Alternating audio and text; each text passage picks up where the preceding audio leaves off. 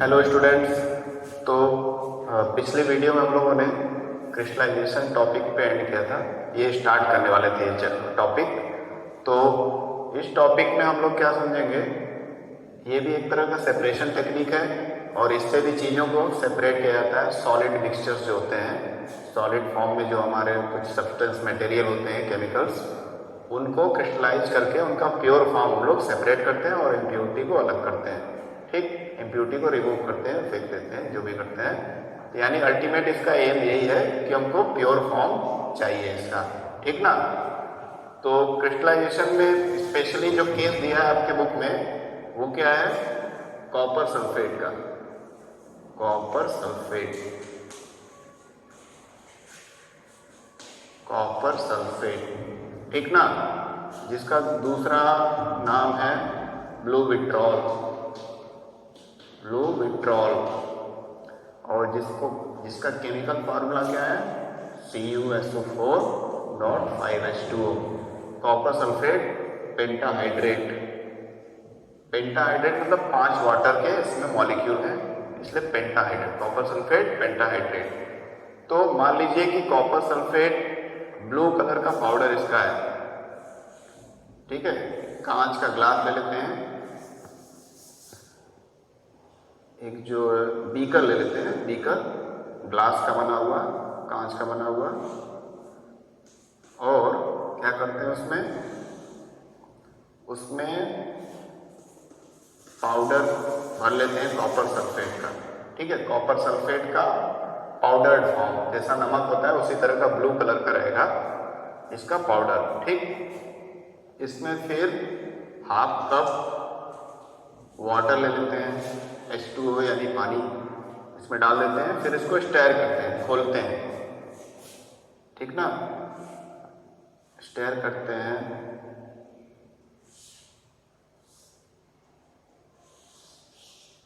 तो इसमें ये पानी में हर जगह इक्वली घुल जाएगा, पूरी तरह से होमोजेनियस मिक्सचर ये तैयार हो जाएगा कॉपर सल्फेट और पानी का। कॉपर सल्फेट प्लस वाटर, इसको शॉर्ट में कॉपर सल्फेट CuSO4 भी लिख सकते हैं, लेकिन एक्चुअल फार्मूला इसका ये है। ठीक, तो कॉपर सल्फेट और वाटर मिक्स हो गया पूरी तरह से, और इसमें ग्लास रॉड, कांच का एक रॉड होता है पतला सा, जिसकी हेल्प से इसको स्टेयर करते रहेंगे, घुमाते रहेंगे, घोलते रहेंगे। ठीक, घोल रहे हैं, फिर इसमें क्या करेंगे, क्या ऐड करेंगे, 2-3 drops of dilute sulphuric acid. Sulphuric acid का फार्मूला H2SO4। ठीक है, H2SO4। तो डाइल्यूट सल्फ्यूरिक एसिड 2-3 ड्रॉप डाल देंगे, ताकि अगर ये सोल्यूशन थोड़ा सा गंदा दिखे, धुंधला, तो क्लियर कर दे। ठीक, फिर उसको चेक करते रहेंगे, घोलते रहेंगे। फिर उसके आगे क्या होगा कि अब इसको हीट पे रख देंगे, बर्नर पे, यानी ये बीकर जिसमें ऑलरेडी कॉपर सल्फेट पानी में मिक्स हो चुका है, इसको ट्राइपॉड स्टैंड पे रख देंगे और एक बर्नर जलाएंगे। ठीक ना, बर्नर जलाएंगे और इससे हीट पाकर ये जो सोल्यूशन है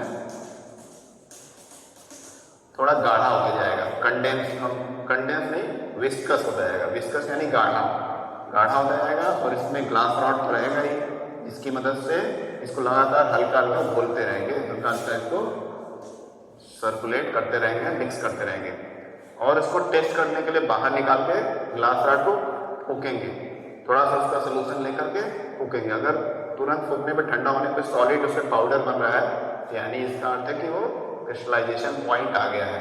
ठीक है, उससे ज़्यादा उसको हीट नहीं करना है, अदरवाइज वो खराब हो जाएगा, पूरा ब्लैक कलर का हो जाएगा, डिस्ट्रॉय हो जाएगा पूरा मॉलिक्यूल। तो उस पॉइंट में हम लोग को देखते रहना, और इसलिए हल्का हल्का हीटिंग करना, हल्का हल्का इसको शेक करना है, मिक्स करना है। और जब हम इसको ग्लास रॉड को निकाल कर देखेंगे, थोड़ा सा 1-2 ड्रॉप उसको फूकेंगे, वो तुरंत सूख जाएगा, पाउडरी हो जाएगा। इसका अर्थ है कि हमारा कौन सा पॉइंट आ गया है, क्रिस्टलाइजेशन पॉइंट आ गया है। अब इससे ज़्यादा हीटिंग नहीं देना है। फिर उसको नॉर्मल रूम टेम्परेचर पे इस बीकर को रख देंगे। बीकर को रख देंगे जिसमें कॉपर सल्फेट का सॉल्यूशन है, जो काफ़ी हद तक गाढ़ा हो गया है, डिस्कस हो गया है। इसको नॉर्मल टेम्परेचर पर किसी चीज़ से ढक करके रख देंगे और लगभग कुछ घंटों बाद, 4-6 घंटे बाद या लगभग 1 दिन बाद इसको देखेंगे तो क्या पाएंगे कि कॉपर सल्फेट के सुंदर सुंदर क्रिस्टल्स इस रूप में हेक्सागोनल,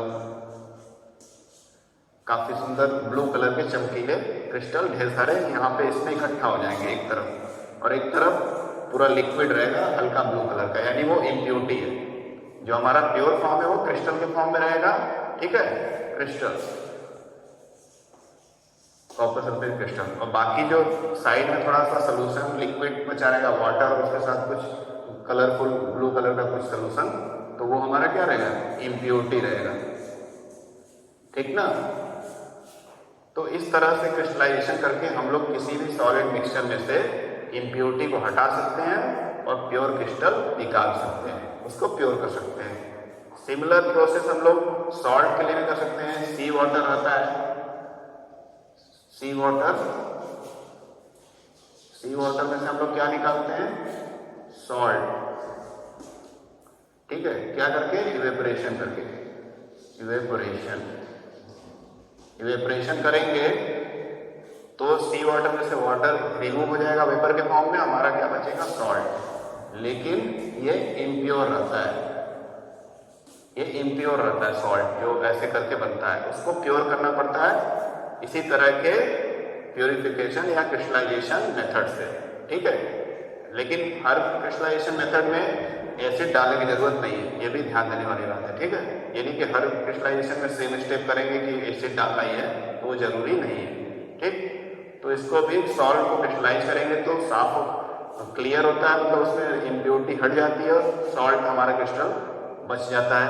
उसके बाद क्या होता है कि तब भी सॉल्ट में थोड़ा सा डर्टी कलर, उसका नेचुरल जो कलर होता है डर्टी होता है, लेकिन उसको अट्रैक्टिव और अच्छा दिखने बनाने के लिए उसमें सॉल्ट को प्योर करने के बाद उसमें ब्लीचिंग की जाती है। ब्लीचिंग करने से सॉल्ट हमारा एकदम वाइट कलर का होता है, जैसा हम लोग को पैकेज में मिलता है, टाटा सॉल्ट या अलग अलग ब्रांड के सॉल्ट आते हैं, तो इतना सफ़ेद साफ सुथरा क्यों दिखता है, क्योंकि उसका ब्लीचिंग हुआ रहता है। अदरवाइज नेचुरल सॉल्ट आप लोग देखेंगे उसके क्रिस्टल्स आते हैं, ठीक है, तो वो थोड़ा सा डर्टी ही रहता है, थोड़ा सा उसका कलर अलग तरह का रहता है। तो उसको ब्लीचिंग करके सॉल्ट को वो सफ़ेद रंग दिया जाता है, और ब्लीचिंग जो किया हुआ सॉल्ट है वो उतना अच्छा नहीं होता हमारे हेल्थ के लिए, फिर भी हम लोग उसको खाते हैं। तो क्रिस्टलाइजेशन का ये ऐसा ही है कि हम लोग किसी भी सॉलिड क्रिस्टल या मिक्सचर से इम्प्योरिटी रिमूव कर सकते हैं by doing some this type of process, और it will take some time, but we will get the beautiful nice crystal of the mixture and the impurity will remain as soluble form. तो हम लोगों ने देखा क्या कि हम लोग जो चीज़ को प्योर कर रहे हैं उसी का सोल्यूशन बना रहे हैं, उसी में से वो क्रिस्टल निकल जा रहा है और बचा हुआ गंदगी अलग हो जा रहा है, ठीक। अब इसका एप्लीकेशन देख लेते हैं, क्रिस्टलाइजेशन का एप्लीकेशन कहाँ कहाँ ये इस्तेमाल होता है, ये प्रोसीजर, ये मेथड। तो जैसा कि हम लोग जानते हैं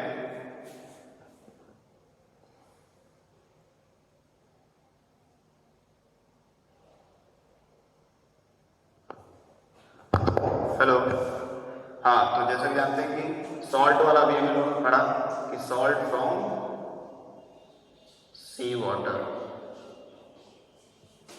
वाटर या समुद्र के पानी से नमक निकालना भी क्रिस्टलाइजेशन से ही पॉसिबल होता है, उसको प्योरीफाई करना फिर बाद में। दूसरा है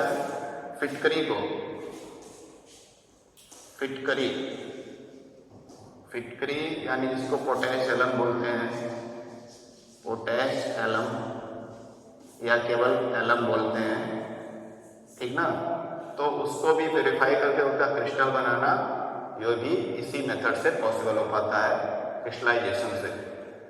पोटैश एलम का अगर फार्मूला आपको याद करना हो तो लिख सकते हैं K2SO4 Al2SO4 whole thrice 24H2O। ये पोटेशियम अल्युमिनियम सल्फेट का सॉल्ट है हमारा फिटकरी। तो ये भी सॉलिड फॉर्म होता है, इसको भी प्योरीफाई करने के लिए क्रिस्टलाइजेशन मेथड अप्लाई किया जा सकता है। ठीक, तो इस तरह के बहुत सारे एप्लीकेशन हैं। जो भी सॉलिड फॉर्म में चीज़ें हैं उनको क्रिस्टलाइजेशन प्रोसेस से हम लोग प्योरीफाई कर सकते हैं, उसके प्योर क्रिस्टल निकाल सकते हैं। सिंपल सा। अब लास्ट टॉपिक हम लोग आते हैं। लास्ट सेपरेशन टॉपिक क्या है?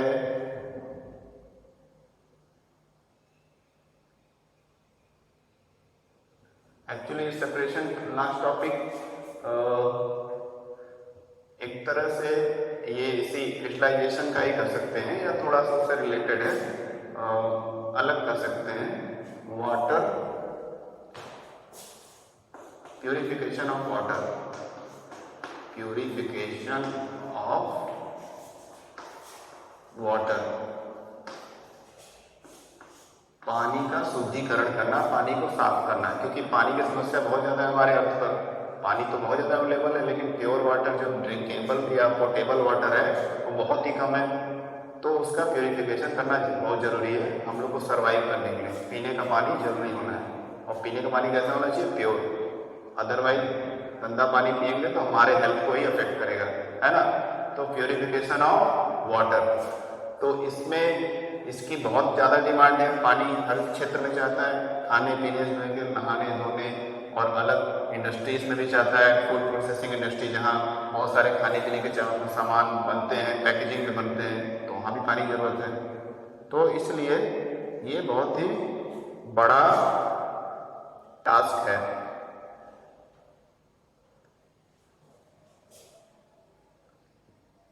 एक मिनट में इसका चित्र आपको दिखा देता हूँ, इसको बनाकर समझाया जाए तो ज़्यादा बेटर रहेगा। प्यूरिफिकेशन ऑफ वाटर को हम थोड़ा समझ लेते हैं। बेसिक जो आपके बुक में दिया हुआ पिक्चर कि ये मान लीजिए कोई वाटर रिजर्वायर है, वाटर रिजर्वायर,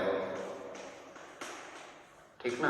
यानी पानी कहीं इकट्ठा है, नदी तालाब में या अंडरग्राउंड टैंक में, रेन हार्वेस्टिंग करके बारिश का पानी इकट्ठा करके, तो वो पानी है। फिर इससे पाइप के थ्रू एक टैंक में जाएगा पानी, ठीक है।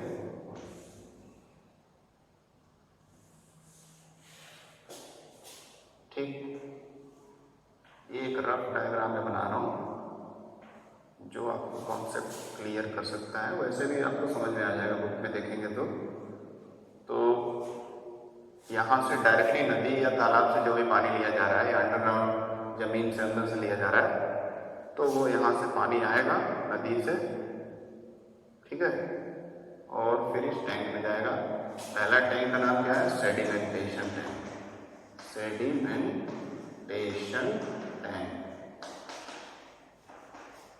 सेडिमेंटेशन टैंक में जो वाटर रहेगा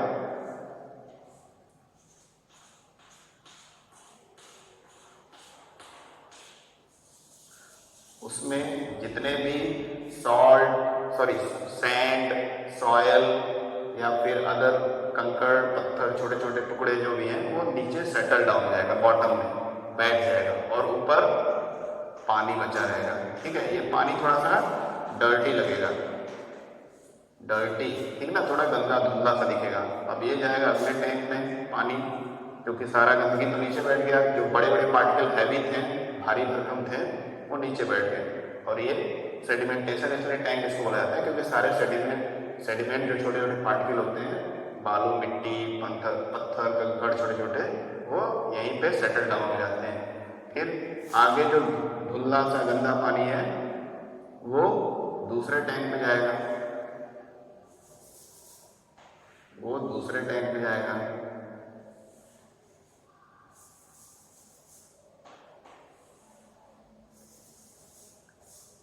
वो दूसरे टैंक में आएगा पानी। फिर क्या होगा?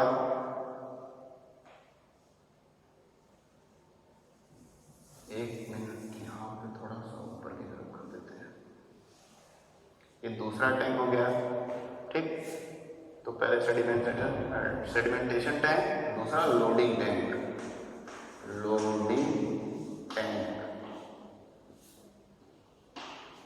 लोडिंग टैंक में क्या होता है, जो गंदा पानी है उसमें पार्टिकल बहुत छोटे छोटे हल्के हैं और इसमें फ्लोट कर रहे हैं, तो इसलिए पानी गंदा दिख रहा है, मटमैला दिख रहा है।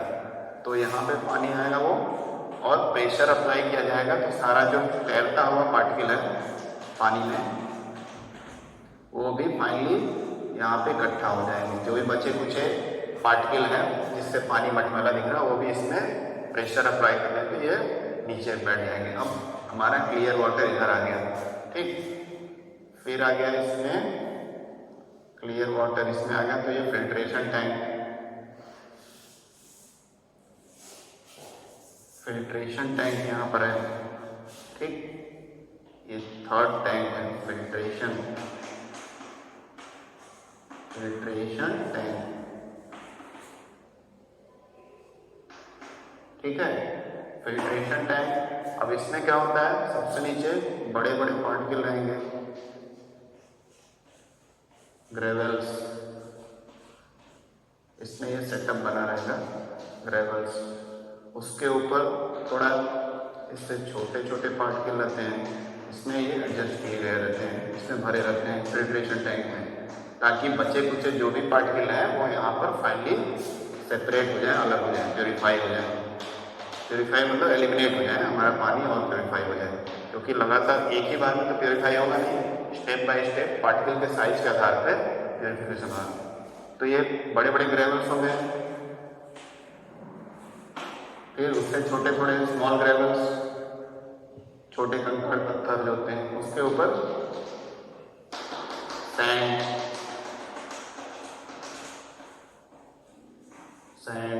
Small gravel. तो ये इस तरह का एक लेयर बना रहेगा। जब इससे पानी आएगा इधर से साफ होकर के, जिसमें सारे बचे कुछ मैक्सिमम पार्टिकल इसमें सेटल डाउन हो जाएंगे, तो सारा बचा कुचा जितने भी माइन्यूट पार्टिकल होंगे वो नीचे इसमें सेटल डाउन हो जाएंगे 3 लेयर में फिल्ट्रेशन टैंक के। और फाइनली हमारा क्लियर वाटर, साफ सुथरा पानी आ जाएगा अगले टैंक में। अगला टैंक क्या है, अगला जो टैंक है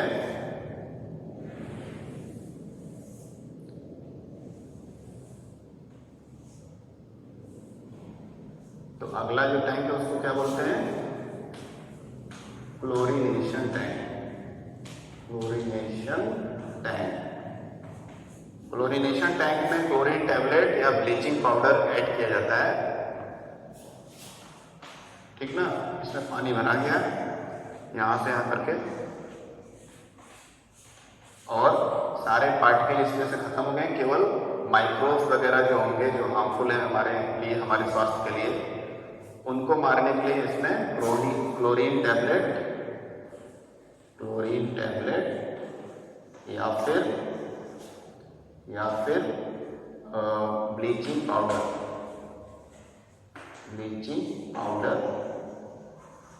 ऐड किया जाता है इसमें। ठीक ना, तो जिससे सारे इसमें के बैक्टीरिया वगैरह मर जाएंगे, और फाइनली ये फिर पानी रेडी हो जाएगा क्या करने के लिए, ट्रांसफर करने के लिए हमारे घरों तक, है ना। तो नल से हमारा ये पानी फाइनली सबके लिए अवेलेबल हो जाएगा पीने के लिए। तो इस तरह से ये एक सिंपल थोड़ा सा रफ डायग्राम है, इससे आप समझ सकते हैं कि किस तरह पानी का भी प्योरिफिकेशन किया जाता है, जो कि बहुत ज़रूरी है आज के समय में, जबकि पानी की बहुत ज़्यादा प्रॉब्लम है।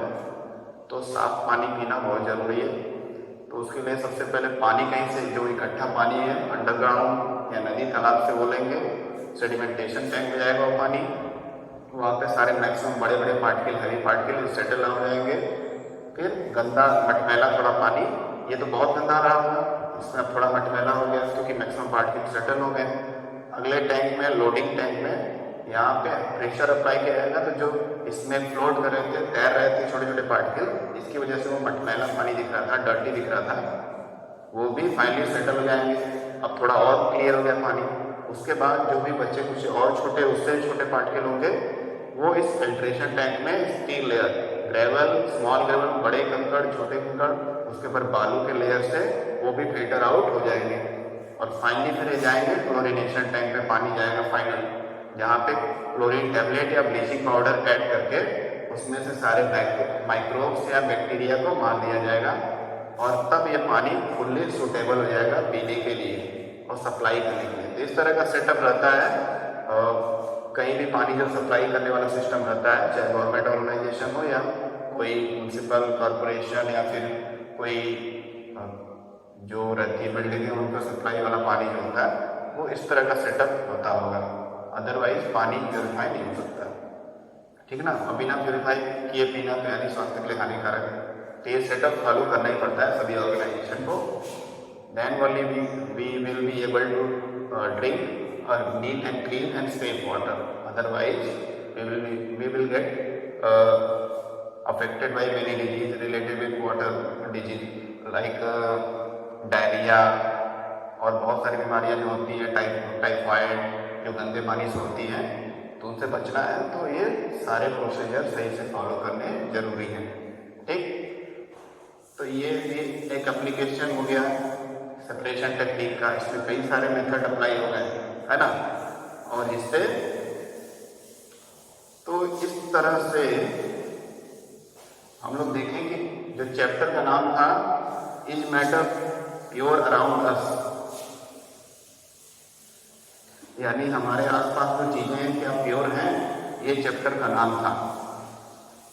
तो यही चेक करने के लिए या यही जानने के लिए हम लोग ये पढ़ रहे थे। अगर वो प्योर नहीं है तो उसको प्योर करने के लिए गंदगी उसके में से हटाना पड़ेगा। जैसे यहाँ पानी का हम लोग देखे थे, अभी पानी में से गंदगी हटाने के लिए अलग अलग मेथड अप्लाई किए गए एक सीरीज में, उसी तरह क्रिस्टलाइजेशन और बहुत सारे पहले के प्रोसीजर।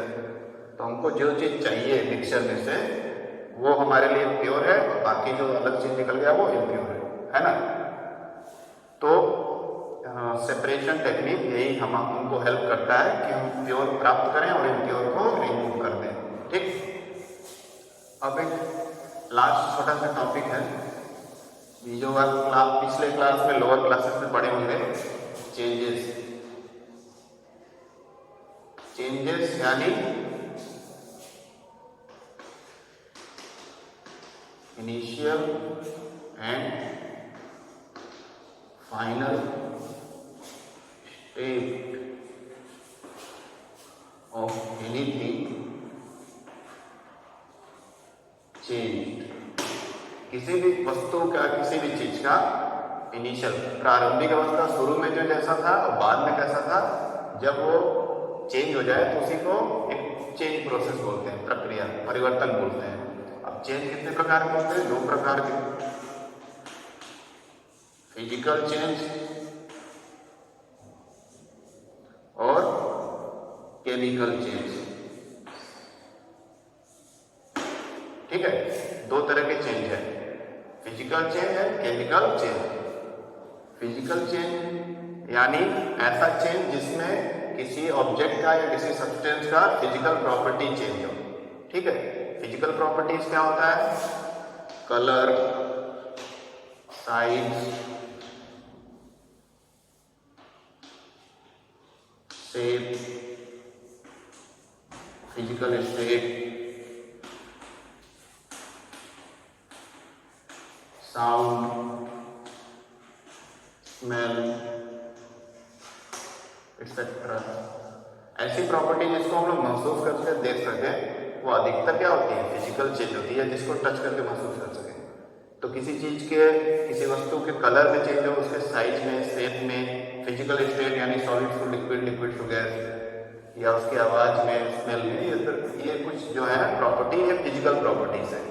तो फिजिकल प्रॉपर्टीज में जब चेंज होगा तो उस तरह की चीज को फिजिकल चेंज बोलते हैं, है ना।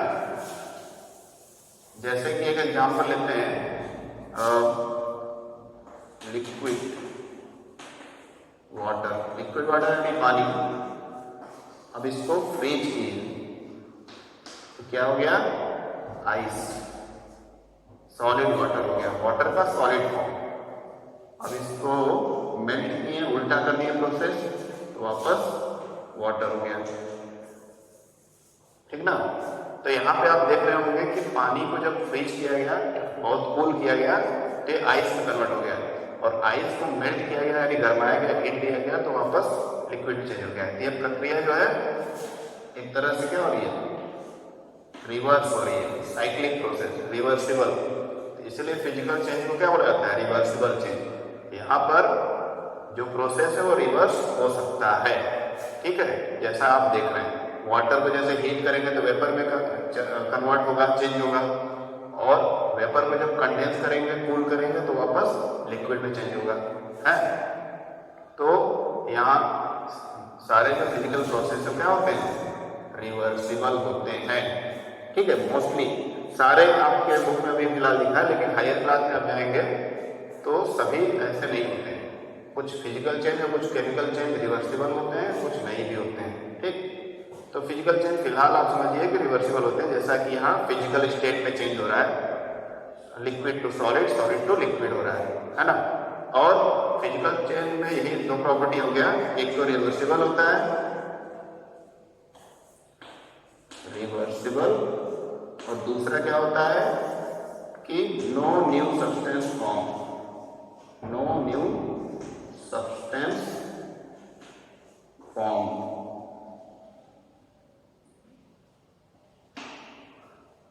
ये प्रक्रिया रिवर्स हो सकती है, अपने प्रारंभिक अवस्था में आ सकती है अगर टेम्परेचर प्रेशर को चेंज किया जाए तो।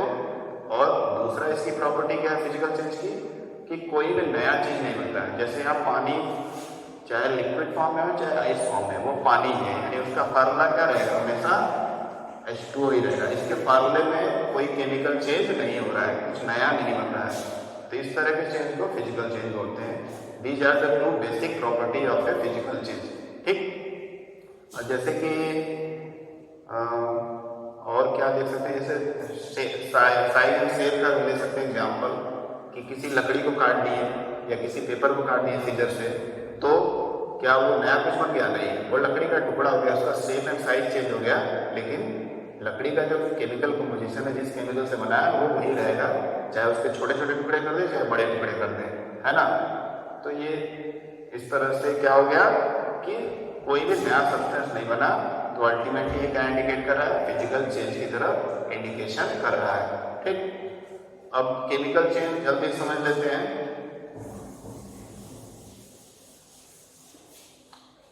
केमिकल चेंज,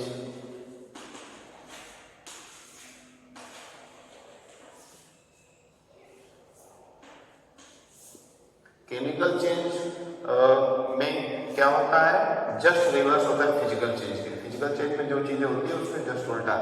तो केमिकल चेंज क्या है, नॉन इररिवर्सिबल बोला जाता है, नॉन रिवर्सिबल नहीं, इररिवर्सिबल। यानी केमिकल चेंज अगर कोई हो गया, केमिकल प्रॉपर्टी में परिवर्तन हो गया, तो वो प्रक्रिया उल्टी नहीं की जा सकती, ठीक ना। कि अगर अभी बता रहे ये रिवर्सिबल होता है। दूसरा क्या है कि इसमें न्यू सब्सटेंस फॉर्म, ऑलवेज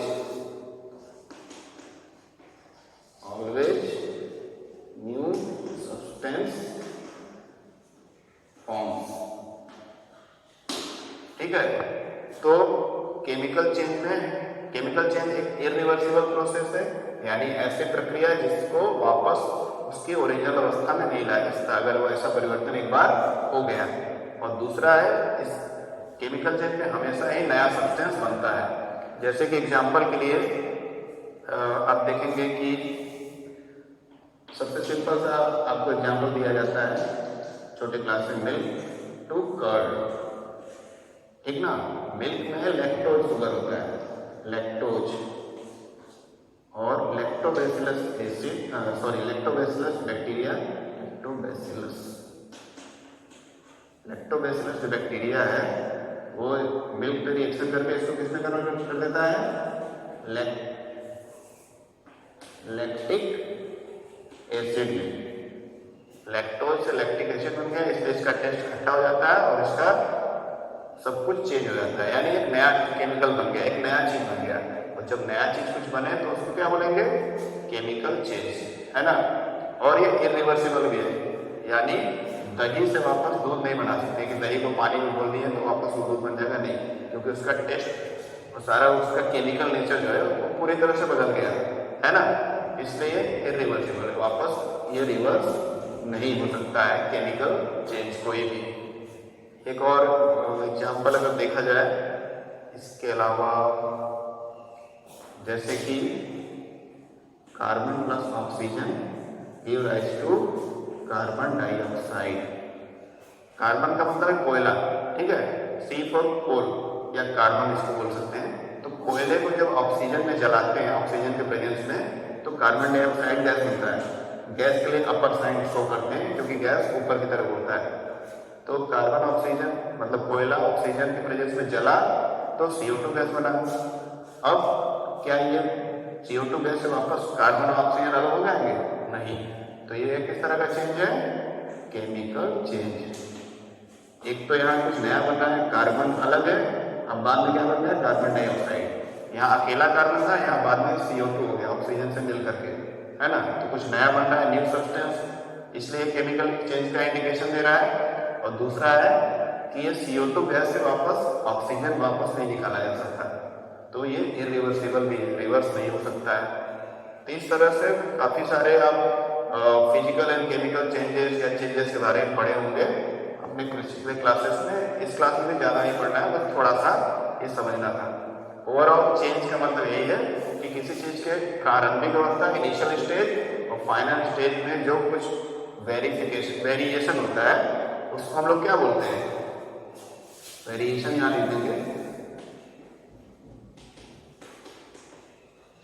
ठीक है। किसी भी चीज़ का इनिशियल और फाइनल स्टेज में वेरिएशन जो होता है उसी को हम लोग चेंज बोलते हैं, कि वो शुरू से और आखिरी में काफ़ी उसका लुक या उसका केमिकल नेचर चेंज हो रहा है। उसके आधार पर भी दो कैटेगरी बना है, केवल लुक चेंज हो रहा है तो फिजिकल चेंज, मतलब लुक में कलर अगर या अदर कोई फिजिकल प्रॉपर्टी है।